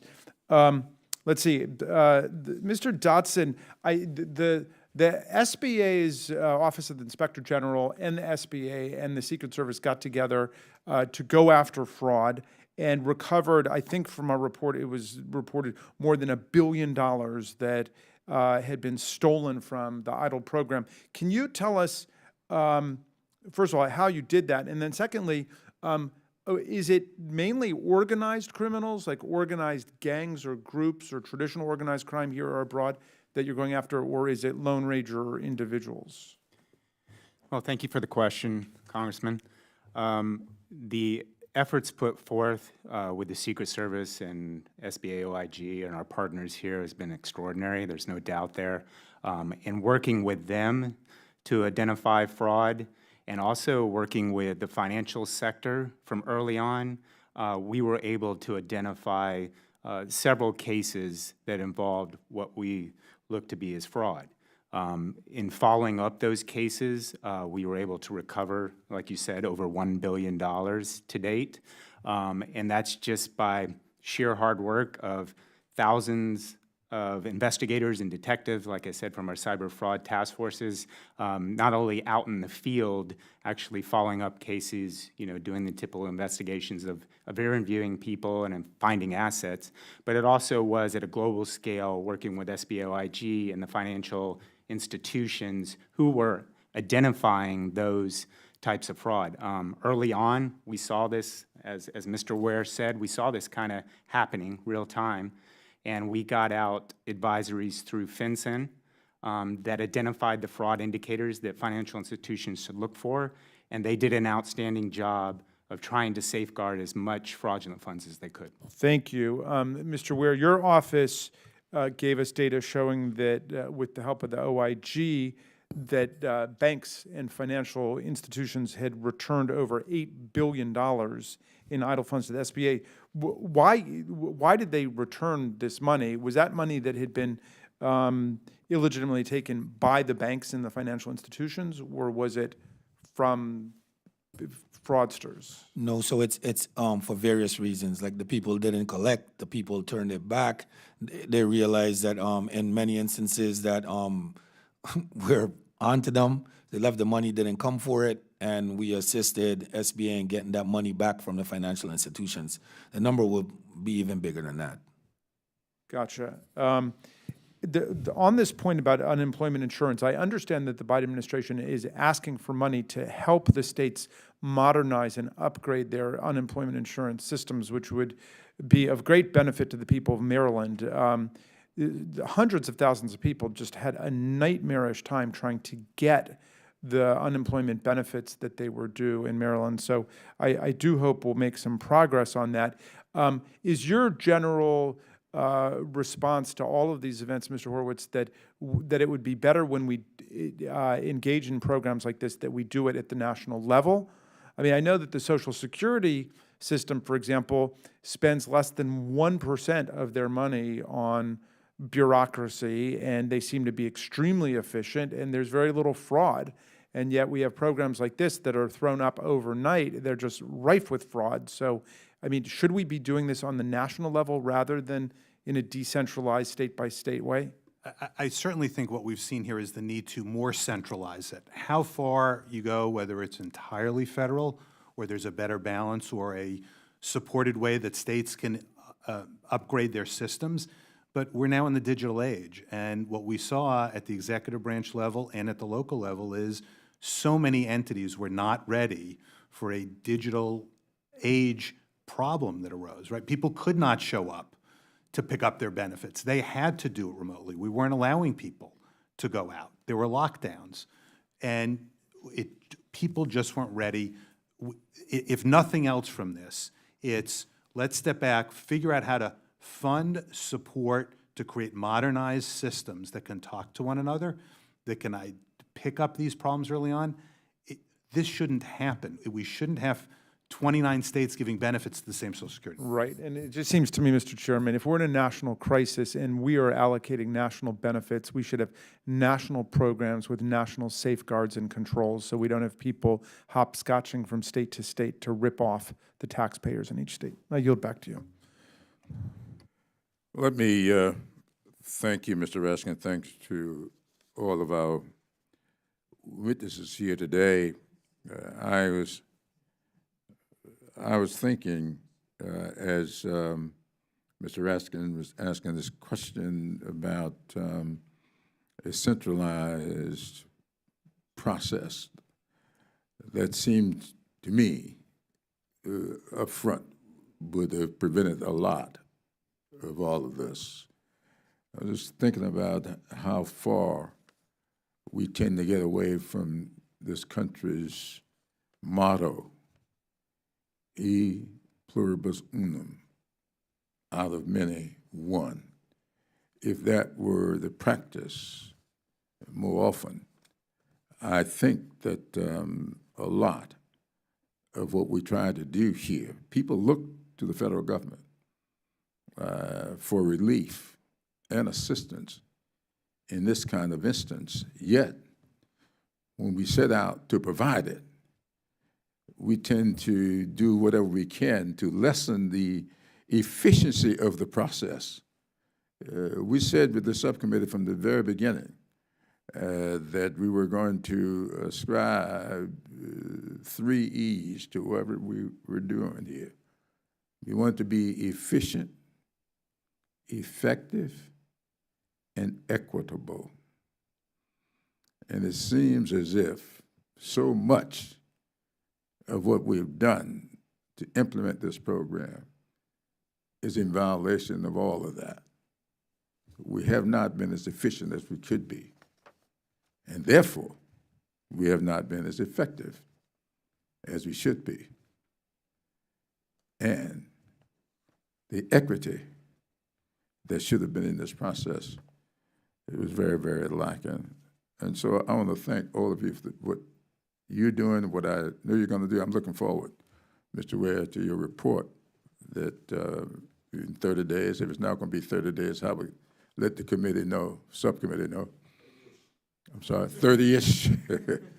I know a little bit about the ish.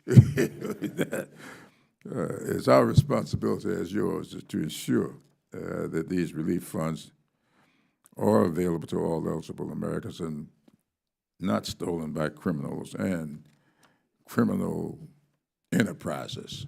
That's the thing that's getting me more than anything else. I don't excuse the run-of-the-mill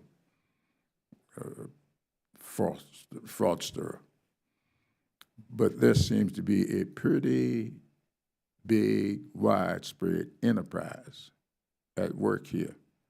And I think that we've got to do more than we're currently doing. Now, I applaud the Biden administration for taking the steps that it's taken to protect these vital programs going forward. And I want to thank you once again for being a significant part of that. And without objection, all members will have 5 legislative days within which to submit additional written questions for the witnesses to the chair, which will be forwarded to the witnesses for their response. With that, this meeting is adjourned.